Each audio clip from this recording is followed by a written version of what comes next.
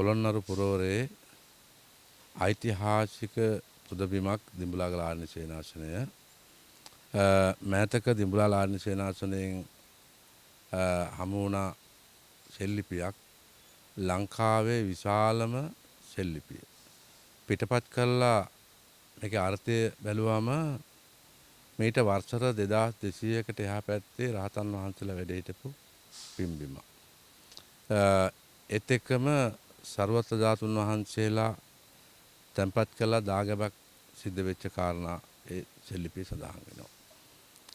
ඒ වගේම ලෝකේ ශාස්ත්‍රතා මධ්‍යස්ථානයක් භාෂා 18ක් උගන්වපු අධ්‍යාපන ආයතනයක් මහා කාශ්‍යප ධර්ම ආයතනය. මහා කාශ්‍යප සංඝරාජහඳුරන් වහන්සේගේ ප්‍රධානත්වයෙන් උරුළුගෝමි පඬිවරු පවා ඉගෙනගත්ත තැනක්. ඒ විතරක් නෙමෙයි මහා කාශ්‍යප සංඝරාජහඳුරන් වහන්සේගේ ප්‍රධානත්වයෙන් මූලිකත්වයෙන් ධර්ම සංගායනා පවා සිද්ධ වෙච්ච පිම්බිමක්. ඒ විතරක් නෙමෙයි ඉන්දියාවෙන් ගල්වඩුව 500ක් ගෙනවල ලෙන්කුටි කරවලා රහතන් වහන්සේලාට පූජා කළ බව ශිලාලේඛවල සඳහන් වෙනවා.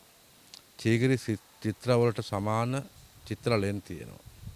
තට්ටු දෙකේ ගල්ලෙන් පිරුණු මංචක මම හිතන්නේ මේ කන්ද වටේට සති ගානක් බලන්ඩ ඓතිහාසික වටිනාකමේ යුත් දෑ තියෙනවා. ඉතින් එවැනි පුදබිමක් පරසතුරු ආක්‍රමණත් එක්ක විනාශ වෙලා ගිහිල්ලා ඝන කැලෑවක් බවට පත් වුණාම 1960 මුල් භාගයේ ශ්‍රී ලංකාර නායකයන් වහන්සේ වැඩමවීමත් එක්ක අද ලංකාවේ ඊටාම සුවිශේෂී පිම්බිමක් බවට පත් වෙලා තියෙනවා. විශේෂයෙන්ම විහාරස්ථාන 100කට වැඩි දිඹුලාගල ආරණ්‍ය සේනාසනයේ කේන්ද්‍ර කරගෙන පිරිවන් අධ්‍යාපන ආයතන 5ක් උතුරේ තියෙන එකම පිරිවන දිඹුලාගලින් පටන් ගත් එකක් වැලිඔයේ මණකලපි එක පිරිවනක් බදුල්ල එක පිරිවනක් කන්දේගම එක පිරිවනක් දිඹුලාගල මහා කාශ්‍යප පිරිවනත් එක්ක පිරිවන් අධ්‍යාපන ආයතන 5ක් මේ පිරිවන් 5 විතරක් ඉගෙන ගන්න සාමාන්‍ය අධ්‍යාපනය ලබන භික්ෂුන් වහන්සේලා ලංකා පුරාම වැඩ ඉන්න මහා සංඝරත්නය ගත්තම 10කට ආසන්න භික්ෂුන් වහන්සේලා ප්‍රමාණයක් වැඩ ඉන්නවා.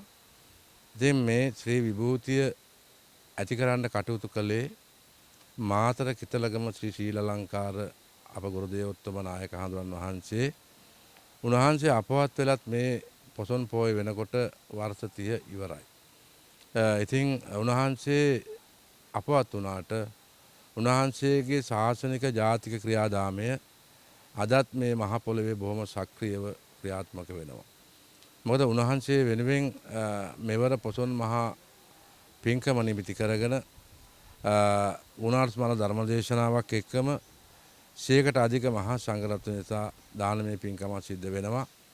උන්වහන්සේ වැඩි පෙරහැරකින් ආරම්භ කළ මිහිඳු මහා පෙරහැර මෙවර අලියතුන් සහිත නැටුම් කණ්ඩායම් 100කට ආසන්න ප්‍රමාණයක් ඇතිව තාම අලංකාර පෙරහැරකුත් උන්වහන්සේට ගෞරවයක් විදිහට අපි සංවිධානය කළා 12 වෙනිදා වීදි සංචාරය වෙනවා.